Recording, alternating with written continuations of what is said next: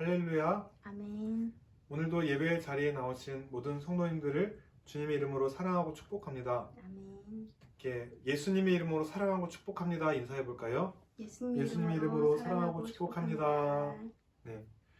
오늘 사도행전 15장 22절에서 35절 말씀의 제목은 성령의 인도하심에 순종하여 하나 되는 믿음의 공동체라는 제목으로 은혜를 나누고자 합니다.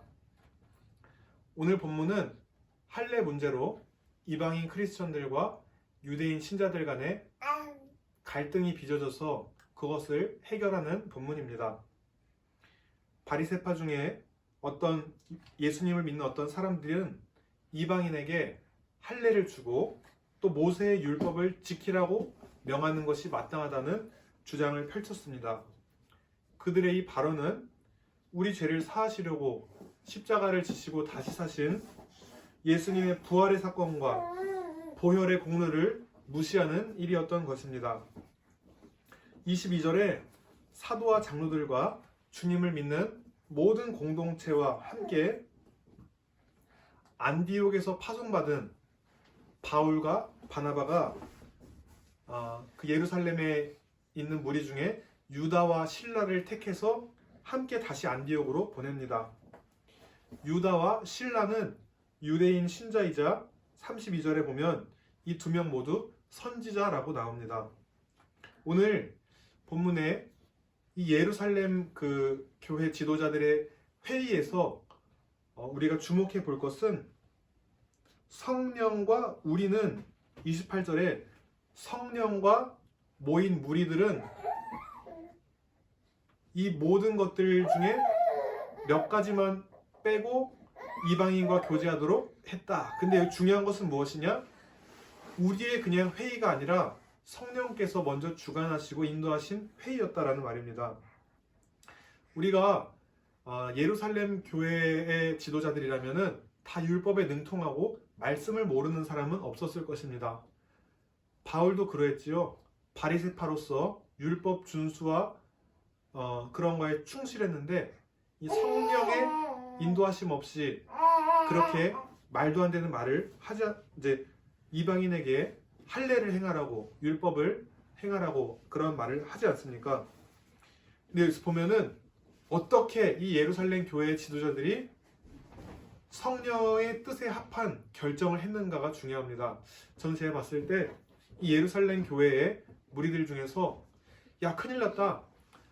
이방 교회 안디옥 교회와 예루살렘 교회가 할례를 받아야 구원을 받는다는 문제로 싸우니까 이거 분열되게 생겼다. 큰일 났다. 이러니까 예루살렘 교회 지도자들이 회의를 하죠. 그 회의를 할 때에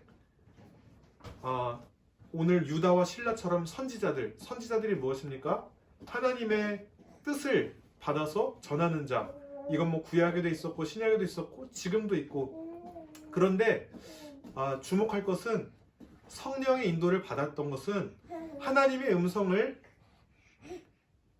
듣고 전하는 자가 있었다라는 것을 우리가 알 수 있습니다. 유다와 실라도 오늘 보면 선지자라고 했죠. 그래서 하나님의 문제를 해결해 나갈 때 참 이 선지자 역할이 중요하다. 성경에서는 물론 사도와 선지자라는 순서로 이렇게 하지만 이제 미국에서는 그러니까 우리나라는 특별히 뭐 주일을 한다 그러면은 목사나 뭐 선교사를 많이 생각하지만은 뭐 예언 사역자는 좀 희귀하고 또 어떻게 보면은 어떤 비주류에 속하는 걸로 생각할 수 있는데 뭐 미국에서 또 그 사역하는 사람들 중에는 그 예언 지금의 그 오늘 본문에 예루살렘에서 선지자가 문제를 해결했듯이 이 예언 사역자가 참 이렇게 귀하게 여김을 받는 것입니다. 우리나라는 이렇게 그 은사를 잘못 사용하는 경우나 막 점쟁이나 그런 유로 잘못 오해하는 사람들이 있는데 올바르게 은사를 사용하는 선지자는 참 귀한 존재라는 것을 알 수 있습니다. 그래서 오늘 이 유다와 실라 예루살렘 공동체에서 유다와 실라야 너희 바울과 바나바와 함께 다시 안디옥으로 가서 우리의 뜻을 전해다오 이렇게 보냅니다. 23절에서 29절은 예루살렘 회의에서 채택된 편지의 내용입니다. 이 편지는 여러 곳으로 보내졌어요. 왜냐하면 예루살렘 교회가 사도들에 의해 인도를 받았기 때문입니다. 그래서 다른 교회들의 말할 권위를 지녔던 것입니다. 24절, 25절에 편지를 쓰는 이유가 설명됩니다. 예루살렘에서 리더십들의 그 허락도 받지 않은 자들이 나가서 말로 안디옥 교회 공동체들 사람들의 마음을 혼란스럽게 하고 어지럽게 해서 문제가 발생됐습니다. 그래서 이 편지와 함께 예루살렘 교회의 공식 입장이 담긴 편지를 전하게 됩니다. 이들의 공식 입장을 전하는 바나바와 바울은 예수님의 이름을 위해 생명을 아끼지 않은 자들이라고 그렇게 오늘 본문에 나와 있습니다. 26절에 이 바나바와 바울은 예수님의 이름을 위해 생명조차 아끼지 않았던 자들입니다. 그래서 오늘 이 예루살렘 회의 가운데 함께한 모든 사람들과 리더십들 가운데 성령의 인도하심 따라 이 이방인의 구원 문제, 할례를 받아야 되냐 말아야 되냐가 참 지혜롭게 해결된 것을 우리가 보게 됩니다. 28절에 성령과 우리는 이방인들에게 이 요긴한 것들 외에 아무 짐도 지우지 않기로 결정했다. 이 요긴한 것들이 뭡니까? 29절에 우상의 제물과 피와 목매어 죽인 것과 음행, 요 네 가지만 하지 말게끔 하고 우리와 교제하려면은 뭐 할례나 율법, 너희들은 유대인은 아니니까 굳이 할 필요는 없어. 하지만 우리와 교제하려면 이것은 꼭 지켜줘라고 얘기를 한 것입니다. 그런데 오늘 이들의 결정은 성령과 우리라는 28절의 말씀처럼 이 결정이 예루살렘 교회 유대인들의 자의적인 해석이 아니라 말씀과 성령의 인도를 따라서 그렇게 정해진 결정이라는 것입니다. 결정 내용은 이방인 그리스도는 모세 율법과 할례를 행할 필요는 없다. 그래서 부담 주지 않겠다. 하지만 둘째로 이 29절에 네 가지는 너희가 지켜줬으면 좋겠다 라고 얘기합니다. 물론 이 29절에 나와 있는 것들이 이것들을 어긴다고 해서 구원을 받고 안 받고의 문제는 아닙니다. 다만 유대인 출신 신자들과 거리낌 없는 교제를 위해서 내려진 조치이고 또한 이방인들 주위에 있는 그 디아스포라 유대인들을 복음으로 이끌기 위한 그런 복음으로 이끌고자 할 때 장애가 되지 않도록 하는 조치였던 것입니다. 제가 2015년도에 경기도 연천이라는 곳에서 주일학교 교사로 사역했던 적이 있습니다. 그 교회는 지리적으로는 차로 15분만 가면은 북한이 있고 다 이렇게 그냥 교회 앞에 도로에 탱크랑 군인들이 지나가고 있는 곳은 다 농촌밖에 없는 그러한 지리적 특성을 가졌던 곳입니다. 그런데 그 교회 담임 목사님은 강인하고 담대하며 리더십이 있는 그런 남자다운 분이셨습니다. 그리고 그분은 하나님과 깊은 관계 속에서 그렇게 말씀을 잘 전하시고 그렇게 하나님의 뜻을 따라 순종하는 분으로서 많은 배울 점이 있는 분이셨습니다. 그런데 제가 이 얘기를 하는 이유는 제가 그 교회 사역하면서 잊혀지지 않는 인상적인 일이 한 가지 있었습니다. 그것은 무엇이냐면 그 목사님은 그 연천이라는 환경이 참 이렇게 자연적이고 하다 보니까 뭐 때로는 투망으로 물고기도 던지시고 근데 그 개를 목에 밧줄로 이렇게 걸어서 직접 그 목사님이 개를 죽이고 그렇게 그 개고기를 드시는 거였습니다. 물론 그곳의 환경은 도시와 다르기 때문에 또 오늘 사도행전 본문을 통해 목 졸라 죽인 것을 멀리하라는 그 규정은 유대인과 교제하기 위한 거지 그것을 했다고 구원과 관련 있는 것은 아닙니다.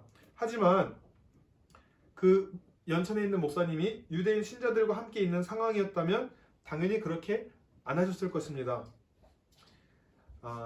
유대인 신자들을 존중하며 그들과 교제하기 위해서는 이러한 29절의 지침이 내려졌고 이것이 성령의 인도 아래 결정되었다라는 사항입니다.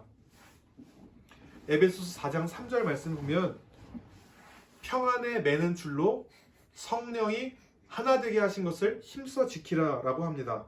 성령은 하나 되게 합니다.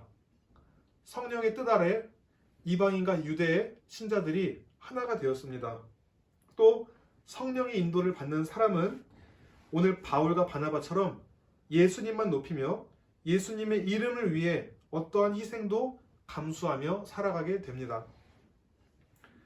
우리 각자마다 장점이 있고 개성이 다릅니다. 그런데 예수님을 바라보면서 서로를 존중하고 나와 다른 점이 있지만 서로 존중하고 배려하는 마음 안에 한 성령 안에 하나 될 수가 있습니다. 우리가 본질적인 것에 나와 다른 거에 대해서는 그와 화합해서는 안 되죠. 예수 외에 다른 길이 구원이 있다 라든가 이 정말 핵심적인 구원의 문제에 관한 것들과 본질적인 것들에 대해서는 모든 사람과 뜻이 다르니까 하나 될 수는 없습니다. 그런데 우리가 보통 다른 사람들과 하나 되지 못하는 대다수의 경우는 본질적인 것이라기보다 비본질적인 것들로 하나 되지 못하는 경우가 많이 있습니다. 내가 조금 더 유리하고 내가 익숙하고 편안하게 생활했던 것을 고집하고자 할 때에 하나 되지 못하는 경우가 있습니다. 오늘 본문도 이 네 가지 이방 신자들이 이 네 가지를 그렇게 하려면 안 하던 것들을 해야 되니까 불편할 수 있어요. 하지만 그렇게 서로 이해하면서 하나가 되었어요. 죽고 사는 문제, 본질적인 것이 아니라면 비본질적인 것에서는 그렇게 서로를 맞춰주는 것이 필요합니다. 바울도 고린도전서 9장 19절 27절에 내가 모든 사람에게서 자유로우나 모든 사람의 종이 된 것은 더 많은 사람을 얻고자 함이라. 유대인들에게는 유대인의 문화대로 디모데에게 할례도 받게 하고 또 율법 없는 자들에게는 그들의 모습처럼 자유롭게 제사 음식도 먹고 다만 자신의 이 자유로움이 혹여나 다른 이들에게 걸림이 되지 않는 선에서 자신은 그렇게 다른 이들을 따라 그렇게 섬겨줬던 그런 모습이죠. 영혼 구원을 위해서 그게 어렵겠습니까? 저도 이제 어떤 목사님과 교제를 하면서 그분이 수원에 사시는데 이제 저희 센터에 매주 금요일 날마다 예배를 드리러 와주시는 분입니다. 수원에서 일산까지 60-70km 되는 먼 거리를 또 저희 센터에서 있는 어르신들과 또 직원들을 위해 또 사명감을 가지고 매주마다 달려오시는 분입니다. 근데 제가 한번 저희 가족과 함께 편안하게 교제하고 식사하고자 수원에서 만나자고 했는데 저는 수원 가는 건 괜찮지만 이제 아내와 이제 갓난아기가 생각이 나서 좀 어렵지 않을까라고 생각해서 말을 번복해서 또 우리 그럼 중간에서 만나면 어떻겠습니까? 라고 했는데 이 중간 지점에서 찾고 이렇게 하는 게 굉장히 어렵더라고요. 그래서 이분은 그 멀리서 매주마다 수원에서 일산까지 오는데 나는 수원 한번 가는 게 물론 나 혼자 가는 게 아니기 때문에 그렇지만 이건 조금 아닌 것 같다라고 생각이 돼서 제가 저희 아내와 또 이야기를 해서 중간 지점이 아닌 그냥 수원에 한번 가서 그곳에서 또 교제하기로 했습니다. 이렇게 누군가의 헌신이 없이는 공동체가 이루어지지 않음을 깨닫고 우리가 만일 우리가 있는 곳에서만 고집했다면은 그렇게 관계가 이루어지지 않았을 것입니다. 제가 교제하는 그분은 가정교회 분야의 전문가이시고 가정교회 책도 번역하시고 인생과 또 목회자로서 여러 인생과 목회 선배로서 많은 배울 분이 있는 분이어서 제가 아내와 함께 내린 이 결정으로 모두가 기쁜 결정이 되리라 생각을 했습니다. 오늘 이 예루살렘 교회의 리더십들이 성령과 우리의 그 조화된 뜻에 따라 결정을 했을 때 그 편지를 받은 안디옥 교회 사람들은 어떠했다고 합니까? 31절에 안디옥 교회 사람들은 그 위로한 말로 기뻐하더라 라고 합니다. 윗물이 맑아야 아랫물이 맑듯이 올바른 성령의 뜻에 따라 행한 예루살렘 교회의 리더십에 따라서 함께 자매교회된 안디옥 교회는 기뻐했어요. 그런데 성령의 뜻에 따라 살지 않고 율법적이고 인간적으로 행했던 그 예루살렘 교회 내에 유대인 신자들로 인해서 너희는 할례 받아야 구원받아. 그렇게 하니까 이 성령 없는 사람의 말로 인해서 어떻게 됩니까? 그들의 마음이 어지럽고 혼란하고 걱정이 되었더라. 우리가 그래서 리더십에 있는 사람들을 위해서 그들이 성령 충만하기를 기도해야 될 줄로 믿습니다. 디모데전서 2장 2절에 임금들과 높은 지위에 있는 모든 사람을 위하여 하라. 이는 우리가 모든 경건과 단정함으로 고요하고 평안한 생활을 하려 함이라. 리더십들을 위해 기도하라는 말이죠. 그것은 결국 우리가 고요하고 평안한 생활을 살기 위함입니다.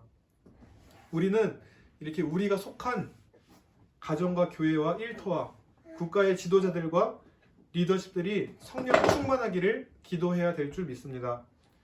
그들이 성령 충만해서 성령의 인도를 따라 어떠한 방침을 결정할 때 그 방침은 우리에게 기쁨이 되는 것이죠. 오늘 안디옥 교회 성도들이 예루살렘 교회의 편지를 보고 기뻐한 것처럼 말이죠.